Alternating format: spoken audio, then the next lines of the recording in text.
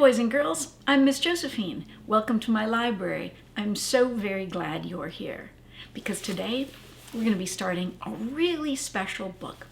It's called Maybe, and it's a novel by Caroline Starr Rose.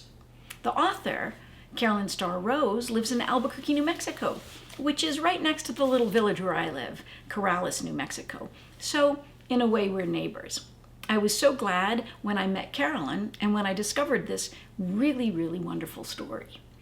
Before we start it, I want to talk to you about genre. You may have heard that word before. It sounds a little different to our ears because it's not English, it's French. It's a French term.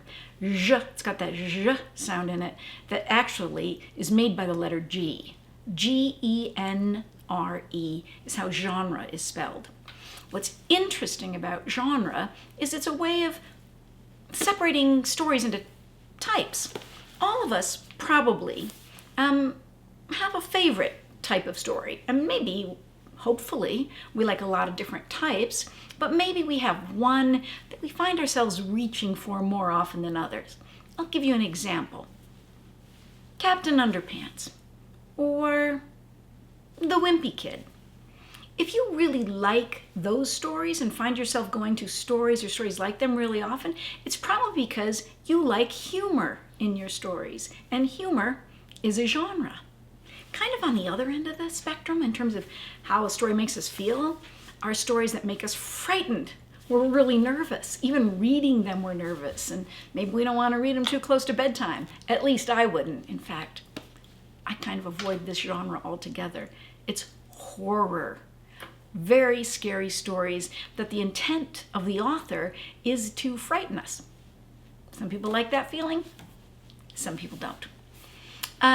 Another genre, which is I think an interesting one, is where something strange happens or something terrible has happened and we don't know how it happened or who did it. And the author will provide us with a series of clues, and a curious character, often children, will try to find out who did it. I bet you can guess which genre that is. If you guessed mystery, you are right. Mystery is a genre. Fantasy fiction.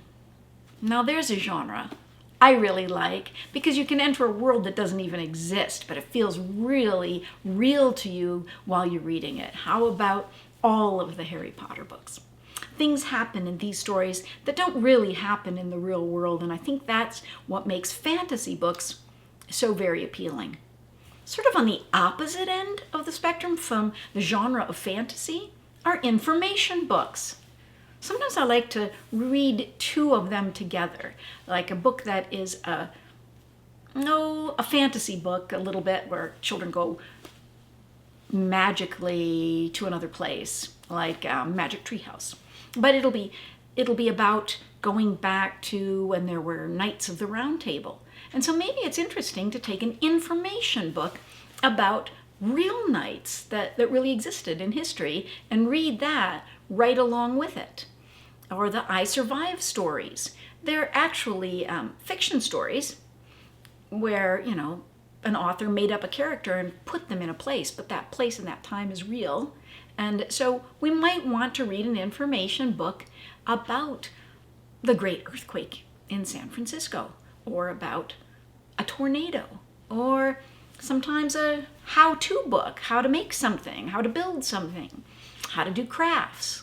Anything you can think of, there's probably an information book that can give you more information about it, that can answer the questions you have. They're for the very, very curious, information books. Another type of story is, poetry. I mean, you might not think of poetry as stories, but they're short little stories that convey really quickly sometimes a feeling or an image of a snowy day or the wind or a path that we might want to go down. Poetry can be funny, so it can be humorous poetry. It can be all different types. Usually poetry, though, is structured different than prose. Most books are written in prose. if they're written with a certain structure, sometimes rhymes, right? A rhyme scheme, they're poetry. And sometimes poetry doesn't rhyme at all. It's just that the author has taken extra care to structure the words in a way where they feel different to us when we read them. And they're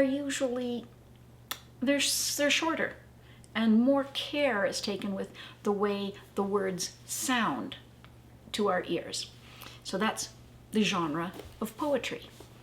Another genre that's really kind of interesting is a story where a child is put in a very dangerous situation, and they have to use their wits, and they have to figure out how to survive. Survival stories are another genre. A very famous and popular Newbery Award-winning survival story is Hatchet by Gary Paulson.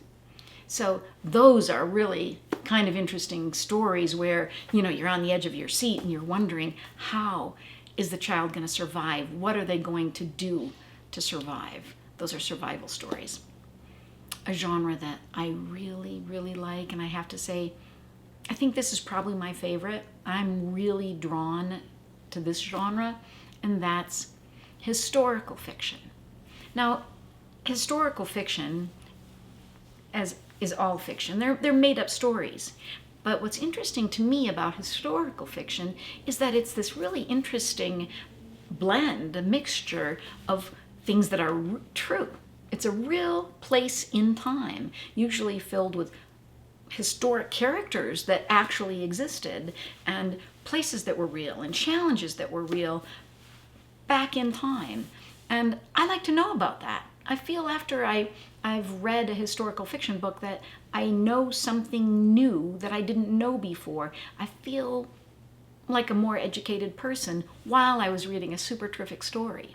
What's the fiction element is that the main character is an invention. So the author is able to show us how somebody who might have lived in that time may have felt, and the challenges they may have faced, and how did they behave in those. So that part of the story is made up, but all of the rest of it is true. Now, Maybe has 3 of those, all in one book. It's written in verse. It's actually a really long and beautiful poem. So that's one genre. It's historical fiction. It takes us back in time to when Americans were settling the country and they were moving from the east to the west. And when they got to the Great Grass Prairie, they recognized, hey, this is probably going to be a good place to farm. And there were a lot of challenges with starting to try to make a home and a life in the Great Grass Prairie of Kansas is where this is set. So this is a real time in American history, and the challenges that the settlers who tried to settle that part of the country, the challenges they faced, which were unique, and you will find out what they are. The other one is, it's a survival story. Our main character, Maybe, finds herself in an unexpected situation and has to use her courage and her strength and her smarts, her creativity. She has to fight against fear and hopelessness to try to make the situation she finds in herself in work. So it's a survival story. So those 3 things. It's written in verse. It's set in a real place and time in American history. And our character finds herself in a really challenging situation. I think you're going to like taking this journey with Maybe. I know I loved it. So, when you come back, we'll get started.